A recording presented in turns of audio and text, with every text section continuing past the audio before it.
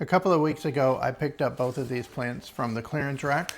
This Calathea Freddie had crispy leaves and was $2.84. This Philodendron Birkin was $4.90. It was looking really sad, and I wasn't sure whether either one of them was going to make it. Right now, I want to show you exactly what happened. What bounced back and what didn't. And what I learned in that first week that I didn't expect. Welcome to the Chlorophyll Chronicles, where every plant has a story. Let's write it well. If you didn't see the first video, here's the short version. I was at the store and I was walking past the clearance section. You know, the one where the sad plants hang out over in the corner.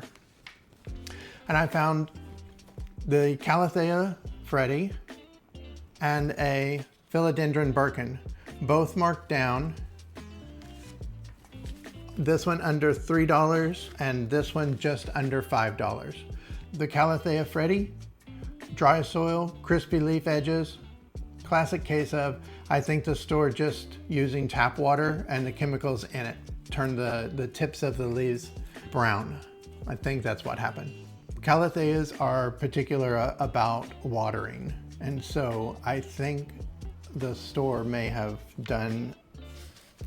not watered with the correct water or did something that helped to promote these crispy edges. Maybe the store was drier than expected.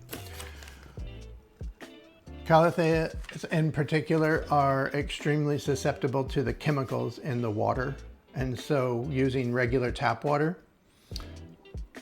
the chemicals can actually collect and create these crispy tips on the leaves. Calatheas are particular about that. The Philodendron Birkin just looked a little worn out. Not dry, just tired. So I brought them home. I isolated them, I treated them for pests just in case, and I adjusted the watering. That was a week ago, and now let me show you week 2. So here's the Calathea Freddie today. It isn't perfect. No, I'm not gonna stand here and tell you that it's transformed into some flawless showpiece in 7 days, because it didn't. But if you'll notice, you see these that I was talking about earlier, these crispy edges in these dry leaves. But look at this. There is new growth.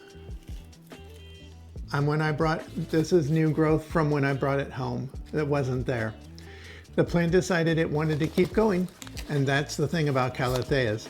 They'll usually tell you when there's something wrong, but they'll also tell you when you get something right. I switched to distilled water immediately. No tap water. Calatheas don't like the chlorine and the chloramine.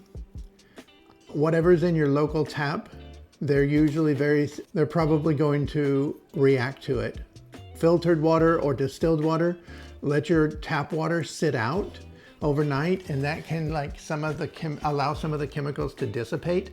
Not all the chemicals are going to come off of it, but some can be released off as gas. So that's another option. But in this case, I used distilled water because, like I said, Calatheas are extremely susceptible to the chemicals in the water that they're being watered with. The crispy edges that were already there, they're still here. That damage doesn't reverse. Once the leaf edges go crispy, that's it. There's no reversing that effect. The only thing you can do is move forward. So what we're looking for is the new leaves. So if you look at these new leaves, what you're looking for is whether the new leaves are coming in clean. And this is a new leaf and it's clean, and see the edge of the tip of it? Just a little tiny bit of crisping on there, a little bit. This is a newer leaf. Look at that. No crisping at all. I don't know if you can see that very well, but that's no crisping at all. Here's a much newer leaf that's coming in down here, kind of low. And there's no crisping on that leaf tip either. So I think we're doing the right thing. Calathea Freddie is on the right track. It's not out of the woods yet, but I believe that what we're doing, it's pointed in the right direction. So that's a good sign. Here's a much newer leaf as well. Very rolled up like a little taquito. Very cute. So I'm excited and encouraged by that Calathea Freddie.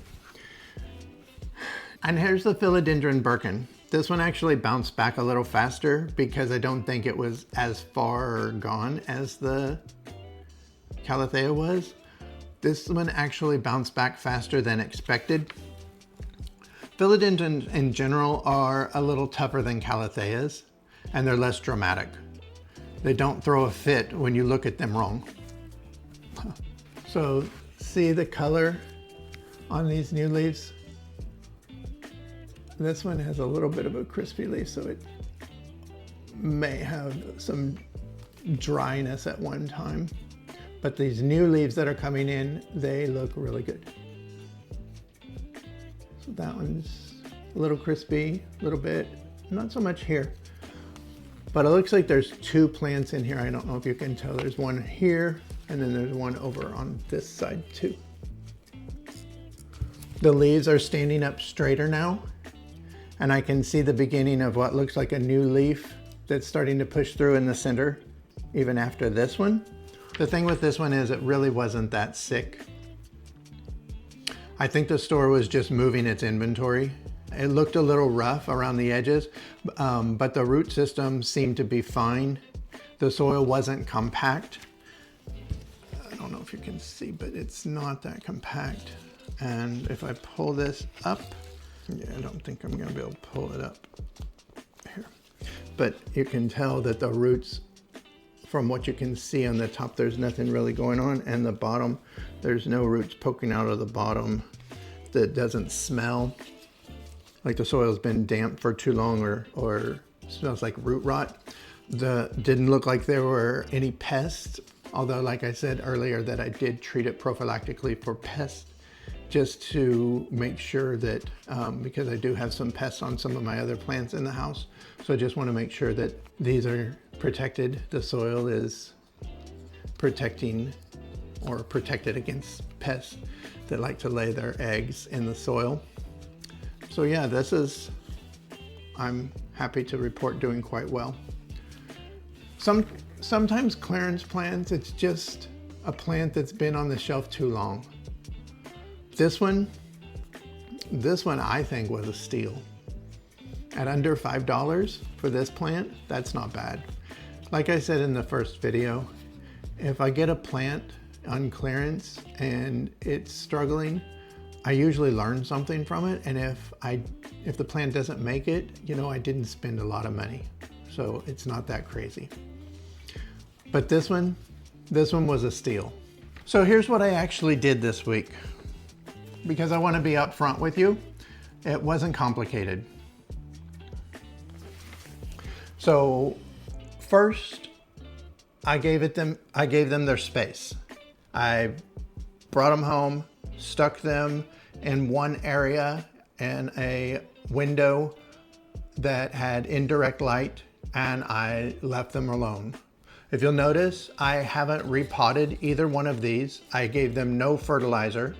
There was just no messing with them. When a plant is stressed, and a lot of times a clearance plant is stressed, the last thing you want to do is more change. You don't want to offer it more change, you want to let it stabilize. So that's what I was doing. Second thing I did was distilled water only. So because they're struggling, even though the Philodendron Birkin doesn't probably need the distilled water, you could do filtered water with both of them as well, but I chose to do distilled. The reason why I wanted them to both have distilled water was obviously for the Calathea. It needs it because of the fragility of this particular variety, or not the variety, but this type of plant. Calatheas in general, they're very fickle about the chemicals in the water. Even the Philodendron Birkin, even though it probably would have been fine with just tap water, I figured why not, because clearance plants are kind of struggling anyway. And so I wanted to give it the best opportunity that I could to succeed. And it looks like it's doing quite well. It's not going to be detrimental to have distilled water. So I was giving both of them distilled water. I figure why risk it? So the third thing is I kept them in bright indirect light, not right in the window where they get scorched. So I kept them close enough to the window where they got enough good energy throughout the day. And honestly, that's it. Space, water, light. The basics. You don't need to do anything fancy. You just need to stop doing the things that are hurting them in the first place.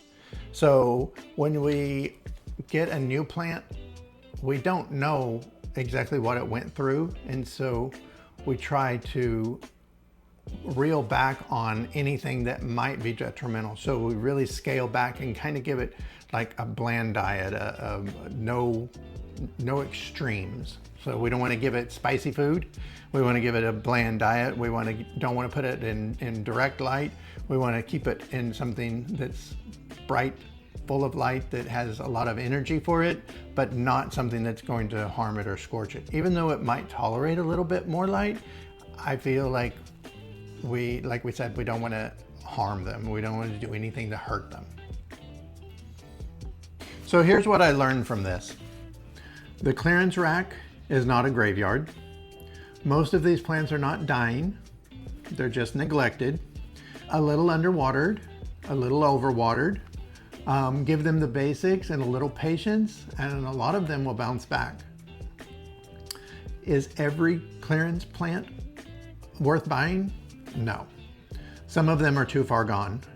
But I'll be honest with you, I don't always know which one is which until I try. And that's part of it. So next time I'm taking this a step further. I'm going back to the store. But this time, I'm not just buying clearance plants. I'm investigating why they end up there in the first place. What's exactly wrong with them, and whether the stores are being honest about what they're selling. That's coming. So click on that subscribe button so you don't miss it, and I'll see you in the next one.